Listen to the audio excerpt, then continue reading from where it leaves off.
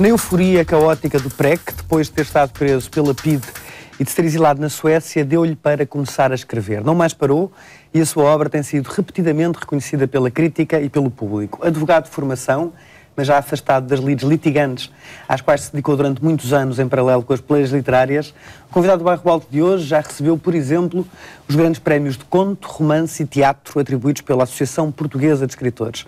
A Liberdade de Pátio e o Varandim, seguido de O Acaso em Carvangel, são os livros mais recentes de Mário de Carvalho, o autor de Um Deus Passeando pela Brisa da Tarde. Boa noite, Mário. Boa noite, Zé Fialho. Gostaria mais de deixar de ler ou de escrever? Se calhar gostava mais de deixar de ler. Deixar de escrever. Sabe que eu não tenho essa... não sinto essa pressão da necessidade de escrita. Nem sempre sigo também naquela velha norma, não é, que já vem do tempo dos romanos, de que se deve escrever uma linha por dia, pelo menos, sim, não é? Eu posso estar, de facto, algum tempo sem escrever. Sem escrever. E... sem ler é agora, mais difícil. Sem ler é mais complicado. Mas também é muito difícil escrever sem ler. É muito mais complicado escrever sem ter lido. Era o que eu ia perguntar, se para se ser um bom escritor é inevitável que se seja um bom leitor. Eu estou convencido que sim. É claro que nestas coisas nunca se podem fazer afirmações extremamente categóricas, porque há milagres, não é? Quem não acredita em milagres não é realista, não é? E portanto, é possível sempre que haja uma grande exceção que vai anular tudo aquilo que nós, todas aquelas grandes asserções que nós fazemos. No entanto, o meu convencimento é de que uma pessoa tem que partir para a escrita com um pecúlio mínimo, não é? Isso implica leituras, implica também que se tenha visto filmes, que se tenha visto quadros, que tenham tido vivências, que se tenha visto teatro, não é? E que tudo isto seja mobilizado para a escrita, na expectativa, marinado, como quiser, na expectativa também de que o leitor depois nos traz também a sua vivência pessoal e literária. Portanto, há aqui, digamos, duas entidades que se encontram, não é, no texto. Não é? De um lado, o autor, não é, com tudo aquilo que traz e tudo aquilo que viveu, tudo aquilo que leu, tudo aquilo que reelaborou. Por outro lado, o leitor, não é, que também traz, digamos, a sua enciclopédia, se quiser. E é fácil um livro surpreendê-lo ou não? Não é fácil, mas eu gosto imenso de ser surpreendido, sabe? Não é? Das coisas que eu espero no autor é que me surpreenda, que me apresenta qualquer coisa de novo ou formulado de uma maneira completamente diferente, de forma, enfim, a que eu considero que desta vez fui levado, se quiser. E quando é que um livro o agarra? Ou fui seduzido?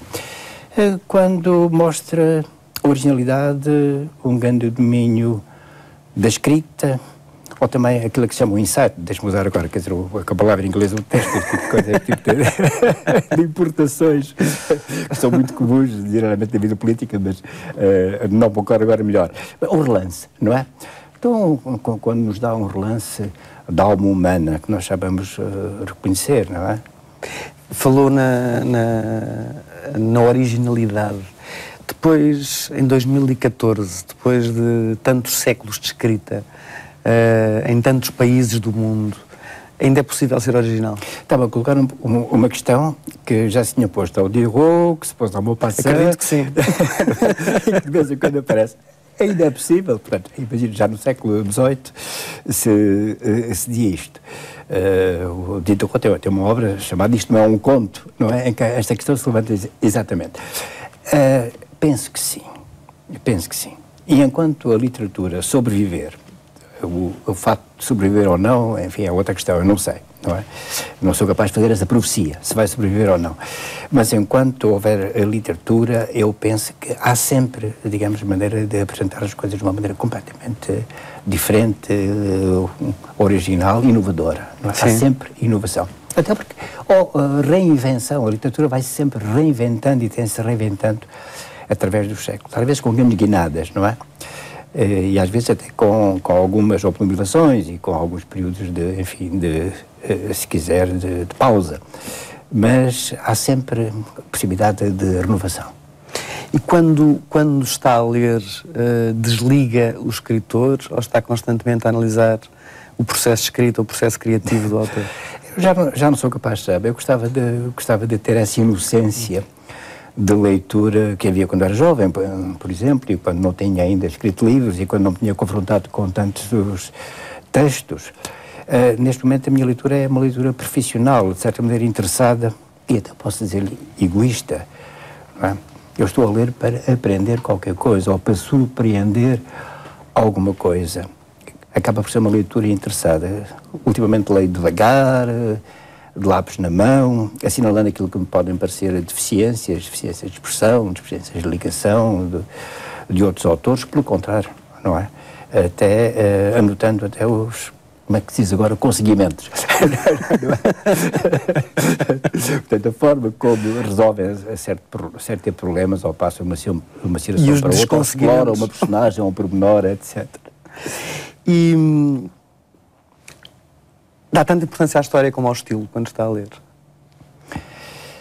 Eu dou importância a ambas as coisas, porque uma história mal contada acaba por me desinteressar e até aborrecer, não é?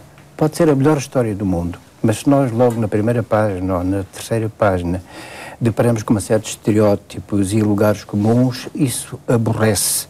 Andamos sempre a tropeçar, não é? E, portanto, anuncia-se aí um livro em que vamos estar sempre, digamos, enfim, a embater em coisas que não nos interessam, a ser sobressaltados no mau sentido, não é? Portanto, isso acaba por ser cansativo e entediante. De maneira que, para nos contar uma história, quer dizer, o como é extremamente importante. A forma como as coisas são lançadas e a abordagem pessoal que o autor nos faz. Mas o como sem o quê também fica coxo, não? Pode ser, já se fez. Já. Tudo já se fez, tudo está por refazer na literatura. Mas eu compreendo que se possa fazer a experiência, não é? Já existe, portanto, da pura prosa que se desenvolve sobre si própria. Não é? E às vezes pode ser um exercício muito interessante e prazenteiro de acompanhar. E o que é que nos faz adultos, cinzentos, com contas para pagar, o que é que nos faz continuar a gostar de livros? O que é que nos faz estar a ler um livro sobre pessoas que não existem, sobre personagens de ficção e querer saber o que é que vai acontecer àquelas pessoas que não existem? Sabe que apesar de nós termos a nossa rotina e temos estas contas para pagar e as tais contingências do cotidiano, somos humanos, não é? E a literatura dá-nos uma dimensão humana. É mais um acréscimo da nossa humanidade. É a nossa humanidade que está ali a realizar-se. Não só a literatura, mas, enfim, mas também a arte, de forma geral, também a pintura, também o cinema, não é? Tudo isso são formas de o homem mostrar e atingir a sua humanidade. E essa dimensão de humanidade, de se afirmar como mais humano, isso é extremamente importante.